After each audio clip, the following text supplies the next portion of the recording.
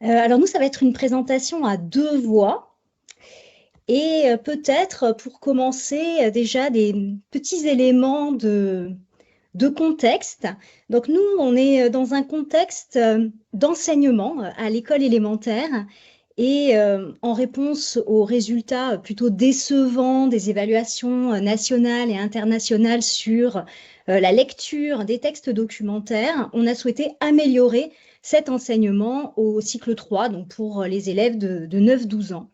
Et nous avons choisi de concevoir un outil didactique en nous basant sur un courant qui s'appelle la recherche design en éducation, qui affirme que l'utilisation d'outils ou de dispositifs innovants est un puissant vecteur de développement professionnel des enseignants. Mais, parce qu'il y a un mais, ce serait sinon tout à fait magique, pour pouvoir obtenir les effets escomptés, la recherche design en éducation préconise de concevoir ces outils selon une démarche participative de transposition des savoirs scientifiques en ressources pour l'action. Et c'est là où vous voyez, on se dirige doucement vers l'intérêt pour les humains de nos ingénieries, comme l'a dit Catherine. Et c'est justement le travail que Marie-Carmen a fait. Elle s'est intéressée aux effets de cette démarche participative sur le développement professionnel de 16 enseignants co-concepteurs. Et cette étude nous a finalement permis d'identifier les apports professionnels perçus par ces praticiens au moyen d'une catégorisation d'indicateurs de développement professionnel. Donc, nous, notre contribution à la revue Phronesis bien présente ces résultats. Alors, quels besoins, quels apports visés? Il y a 2 plans, hein. Il y a pour les chercheuses et puis pour les praticiens. Alors, pour les chercheuses, il y avait un double objectif, hein. Le premier, c'était de concevoir ce fameux outil d'enseignement sur la lecture documentaire.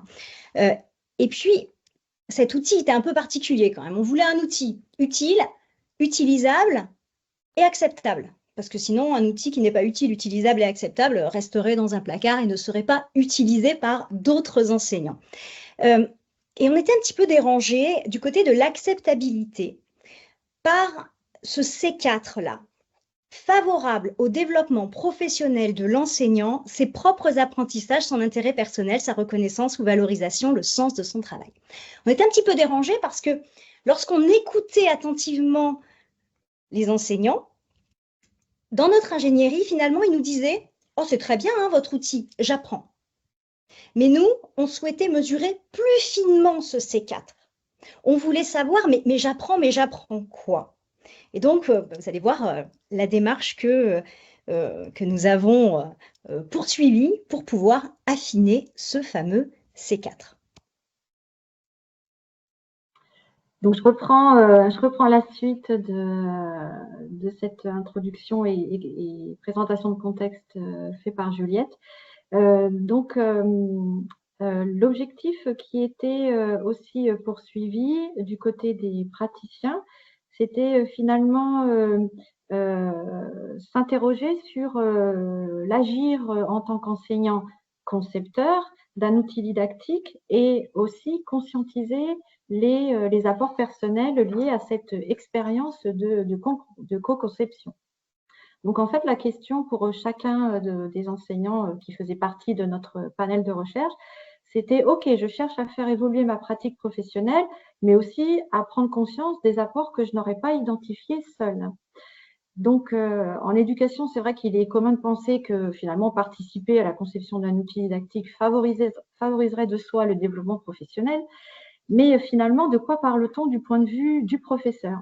Comment peut-il, lui, appréhender le développement professionnel lié à la co-conception? Donc, le développement professionnel, donc on le sait, et on l'a assez détaillé dans notre recherche, c'était vraiment s'interroger sur ce vaste domaine dont finalement aujourd'hui on ne profite pas d'une signification qui est stable, et en plus la littérature nous offre par ailleurs de nombreux axes et dimensions d'exploration d'un processus qui est quand même très complexe.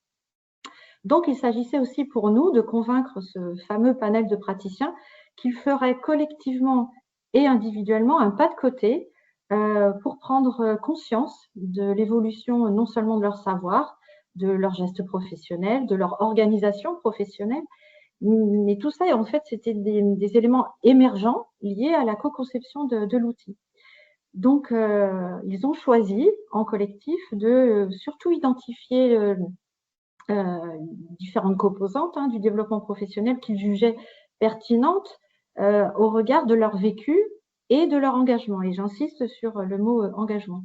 Donc, finalement, notre rôle a été ensuite d'explorer l'ensemble des liens qui pouvaient exister entre, d'un côté, la pratique et la théorie par la mise en parallèle, en fait, entre les propositions des praticiens et les dimensions, les catégories et les indicateurs qui sous-tendent l'auto-évaluation du développement professionnel des enseignants concepteurs et d'apporter des justifications pour mieux comprendre en fait les liens en fait entre les travaux de la recherche et ce que nous on a mené aussi en tant qu'expérience issue de la pratique. Alors, Marie-Carmen vient de parler de dimensions. Alors, moi, je vais rebondir sur ces dimensions parce que, bah oui, mesurer le développement professionnel dans et par l'action, c'est pas évident. C'est vraiment difficile. Donc, pour pouvoir caractériser le développement professionnel, le j'apprends, mais j'apprends quoi?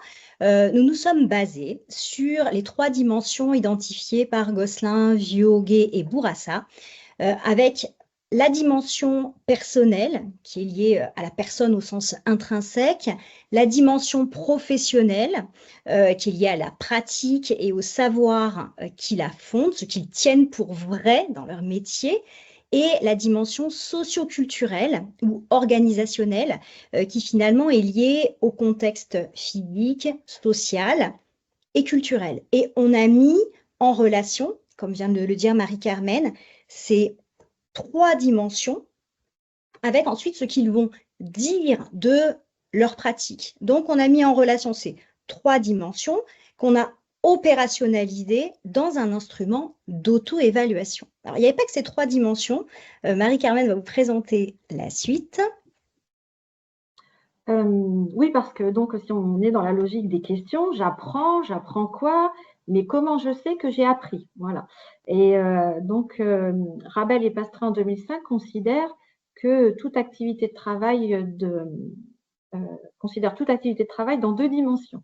Donc, l'activité productive, finalisée par le traitement des situations professionnelles, et l'activité constructive, finalisée par le développement des compétences propres du professionnel. Donc, cette conception développementale, elle peut être faite grâce à une analyse réflexive, et c'est notamment Alté qui a beaucoup écrit sur cette question. Donc, au-delà de ça, en fait, il s'agissait effectivement d'instrumenter ce retour réflexif, cette analyse réflexive, mais cette analyse, en fait, elle n'aurait pas de sens sans une évaluation, parce que nous, on a appelé une auto-évaluation consciente. C'est-à-dire que nous avons été très vigilantes sur les différentes métaconnaissances, les habiletés assez complexes de métacognition, les processus de jugement, nous on a nommé jugement personnel convoqué, et les biais possibles liés à l'auto-évaluation. Alors concrètement, cet instrument d'auto-évaluation, de quoi parlons-nous? Donc finalement, cet instrument a été le fruit des réflexions et des échanges avec quelques enseignants concepteurs dans le cadre d'un focus group, et on a croisé leurs réflexions avec la large littérature autour du développement professionnel et des concepts théoriques qui les sous-tendent.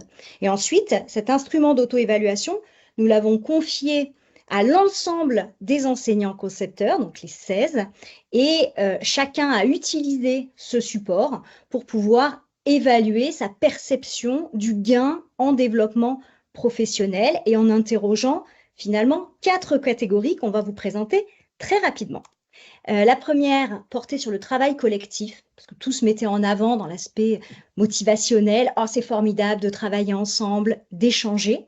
Donc ça, c'est tout le plan du travail collectif. Le deuxième plan, la seconde partie, interroger les pratiques professionnelles, leur savoir théorique, les savoirs pratiques qu'ils avaient finalement acquis, ainsi que leur réflexivité, Ensuite, je laisse Marie-Carmen présenter la troisième catégorie, troisième partie.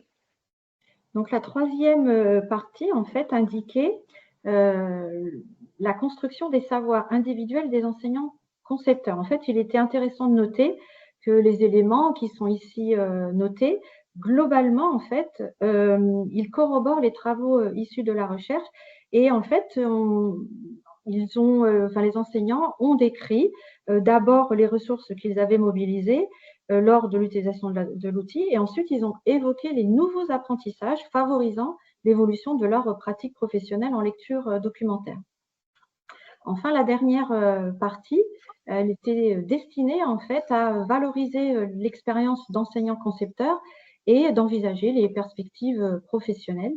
Donc, comme précédemment, les composantes théoriques du développement professionnel ont été traduites ici par différents items qui étaient centrés sur les apprentissages professionnels, mais pas seulement, puisque ici, on retient aussi le sentiment d'auto-efficacité, le sentiment de congruence, et il était intéressant aussi pour eux de noter que la motivation, en fait, était vraiment importante lors de cette expérience de co-conception.